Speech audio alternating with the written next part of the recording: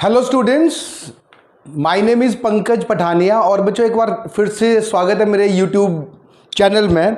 और आज जो हम बच्चों जो टॉपिक लेके आए हैं वो है interference in wedge shape thin film. Wedge shape thin film with non parallel reflecting surface. तो लास्ट के वीडियोस में हमने बच्चों पैरेलल रिफ्लेक्टेड सरफेस और ट्रांसमिटेड के केस हमने स्टडी किया था बच्चों। तो पैरेलल के बजाय हम जो है वो नॉन पैरेलल हम यहां पे करेंगे।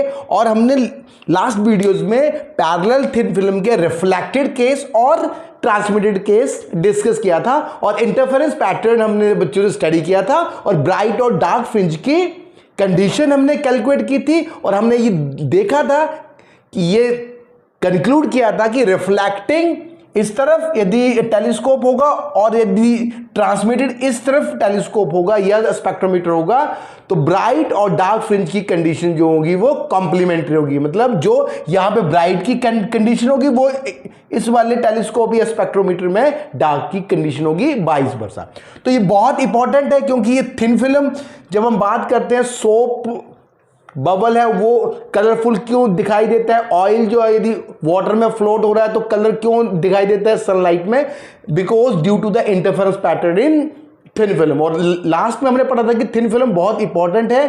थिन फिल्म टेक्नोलॉजी जो सेमीकंडक्टर इंडस्ट्री में बहुत ही इंपॉर्टेंट है जब हम थिन फिल्म की कोटिंग करते हैं या थिन फिल्म का कॉन्टेक्स्ट यूज करते हैं। ठीक है बच्चों, तो पहले हम यहाँ आज का एम है कि हमारा इस नॉन पैरेलल जो कि बैज थिन फिल्म में अल्फा एंगल है और ये बैज शेप मतलब कि सेंटर पे थिकनेस 0, सेंटर से जैसे अभी जाओगे तो थिकनेस विल बी वेरी। तो वेरिंग थिकनेस की ये फिल्म है, अल्फा उसका बैज एंगल है और म्यू जो है वो रिफ्रैक्टिव इंडेक्स है।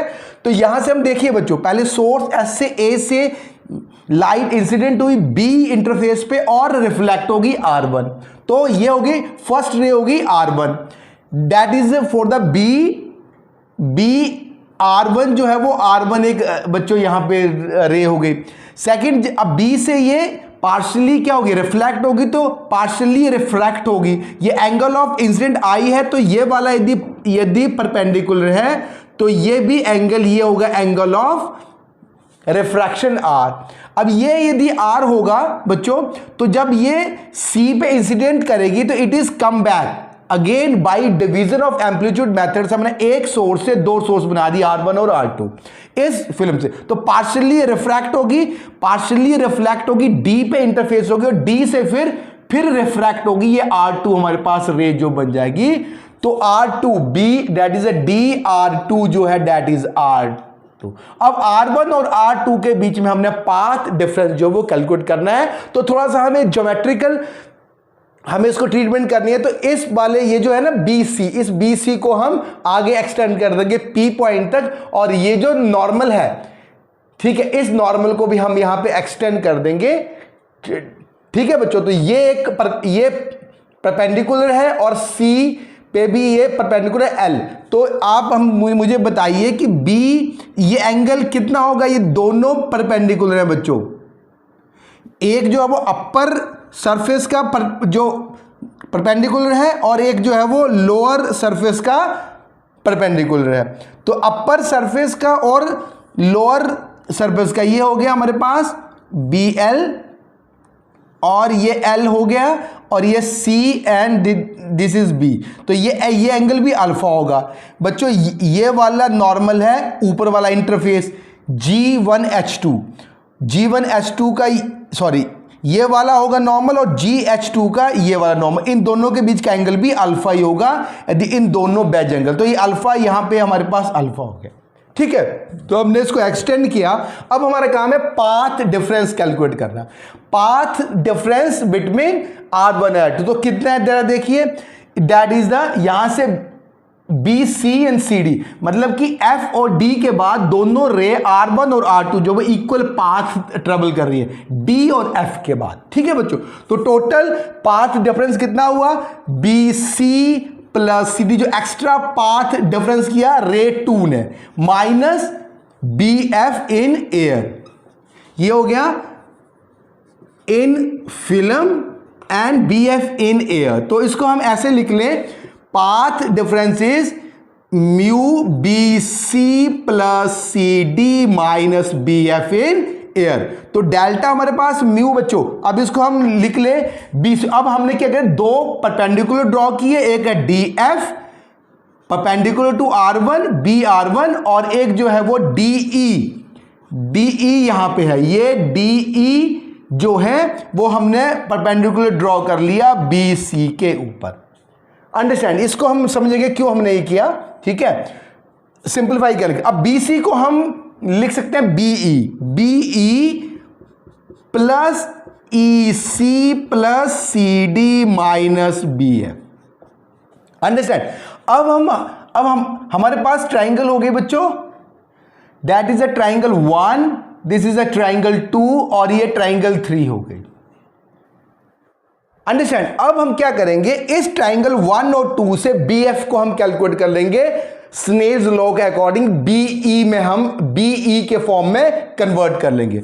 तो यहां से हम क्या करेंगे, taking the triangle BDF and BED, इन दोनों ट्राइंगल से। अब देखिए ये है एंगल ऑफ इंसिडेंट, तो ये भी I हो गया, ये हो गया 90 डिग्री माइनस I, ये 90 डिग्री तो ये भी I हो गया। ये वाला ट्राइंगल जो हमारे पास BE और D में, ये वाला ट्राइंगल R हो गया बच्चों। ये जो एंगल है ये हो गया R हो गया। तो हमारे पास टोटल, हम इसको कैसे लिख ले, BF upon BD is equal to BE upon BD, ये ट्राइंगल यहां से, is equal to sine I upon sine R, और इसको हम स्नेल्स लॉ से म्यू भी लिख सकते हैं। भाई BF पहले लिखो, BF perpendicular upon BD hypotenuse, ठीक है। एंगल हमने ये लिया है I, ये वाला एंगल 90 डिग्री यानी I ये लिया हुआ है, ठीक है। तो ये भी इस वाली ट्राइंगल 1 से, ये ट्राइंगल 2 से, ये 1 से हमने साइन R जो है वो कैलकुलेट कर लिया। अब यहां से BD कैंसिल, तो BF हमारा आ गया म्यू BE। अब BF को हम क्या कर लें, म्यू BE से रिप्लेस कर लें बच्चों, ठीक है। तो इसको हम सिंप्लीफाई म्यू BE लिख लिया। अब यहां से देखो, ये म्यू BE और म्यू BE कैंसिल आउट हो जाएंगे, तो हमारे पास क्या बचा, EC प्लस CD, और ये पाथ डिफरेंस हो गया डेल्टा।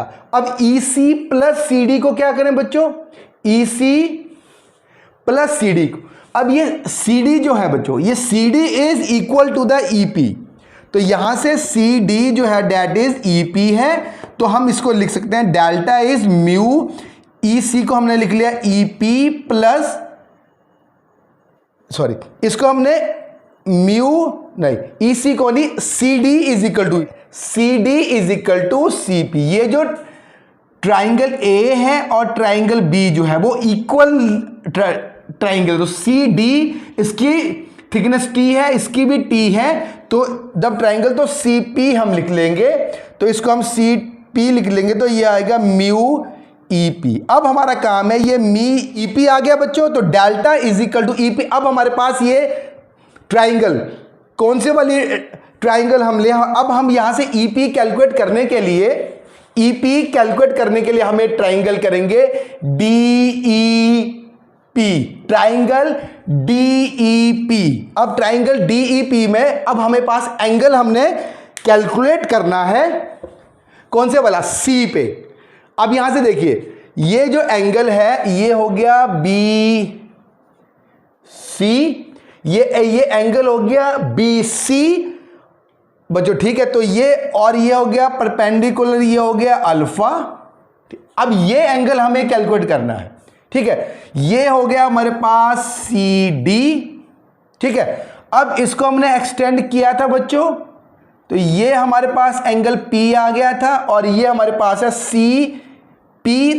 CP हो गया, और यहां ये वाला एंगल अल्फा, इसको हम जो है वो लिख लें, तो अल्फा हो गया। तो अब इन दोनों के बीच का ये एंगल हो गया R, ये एंगल ऑफ रिफ्रैक्शन है B पे जो है, ठीक है बच्चों। तो एंगल ऑफ, तो ये टोटल हो गया 180 डिग्री माइनस अल्फा, और ये टोटल पूरा कितना हो गया, यदि हम यहां से देखें तो पूरे का पूरा जो एंगल है वो 180 डिग्री माइनस 180 डिग्री, तो ये जो बचा ये पूरे का पूरा 180 डिग्री है। अब ये वाला एंगल कितना होगा, ये देखिए ये होगा 180 degree minus R plus alpha, तो ये हो गया टोटल एंगल हमारे पास हो गया 180, तो आर प्लस अल्फा, तो ये that is R plus alpha, तो ये वाला एंगल भी आर प्लस अल्फा होगा, तो ये वाला एंगल हो गया आर प्लस अल्फा। अब हम क्या करेंगे, इस आर प्लस अल्फा एंगल से अब हम ट्राइंगल ले लेंगे डीईपी, ठीक है, टोटल डीपी, तो हम हमारे पास कितना होता है, cos R plus alpha is equal to EP upon DP, EP तो cos R plus alpha is equal to EP कितना है, ईपी और डीपी कितना है 2t, भाई t प्लस टी 2d, तो टोटल हमारे पास पाथ डिफरेंस है mu EP, that is equation 1। तो delta is equal to mu की जगह हम 2 mu T cos R plus alpha, हमारे पास क्या आ गया बच्चों, पाथ डिफरेंस आ गया। अब ये पाथ डिफरेंस आया इन दोनों के रे के बीच में, और यहां पे हमने इंटरफेरेंस पैटर्न कंस्ट्रक्टिव और डिस्ट्रक्टिव हमने स्टार्ट कर ली। तो पहले हम बात करते हैं ब्राइट फ्रिंज की। तो ब्राइट फ्रिंज का कंडीशन क्या है, पाथ डिफरेंस। अब जब देखिए इक्वेशन नंबर 2 है, अब ये रिफ्लेक्टेड का केस है, तो according to Stokes theorem extra path difference 2 mu T cos r plus alpha plus minus lambda by 2, that is equation 3। तो ब्राइट फ्रिंज के कंडीशन में डेल्टा कितना होगा, even multiple of lambda by 2, तो यहां से 2 mu T cos R plus alpha plus minus, हम यहां पे प्लस ले लें, lambda by 2 is equal to 2n lambda by 2। So bright fringe की जो कंडीशन है वो यहां से होगी 2 mu T cos R plus alpha 2n minus 1 lambda by 2, ठीक, जहां पे n जो होगा वो 0 1 2 3 होगा। अब कंडीशन ऑफ डार्क फ्रिंज, तो डार्क फ्रिंज की कंडीशन क्या होगी, 2 mu T cos R plus alpha plus lambda by 2 is equal to 2n minus 1 lambda by 2, odd multiple of lambda by 2, तो 2 mu T cos R plus alpha को हम लिख लेंगे 2n lambda by 2, n is 1 2 3 and 4, तो ये होगी dark fringe. Alternate bright dark fringes हमें यहां से बच्चों मिल जाएंगी। तो यहां से यदि आर पता हो, एंगल ऑफ इंसिडेंट पता हो, तो रिफ्रैक्शन हम निकाल सकते हैं, अल्फा पता हो बेज एंगल, तो थिकनेस ऑफ द फिल्म जो है वो हम कैलकुलेट कर सकते हैं एट पर्टिकुलर लैम्डा पे। तो ये आपके न्यूमेरिकल्स बनते हैं।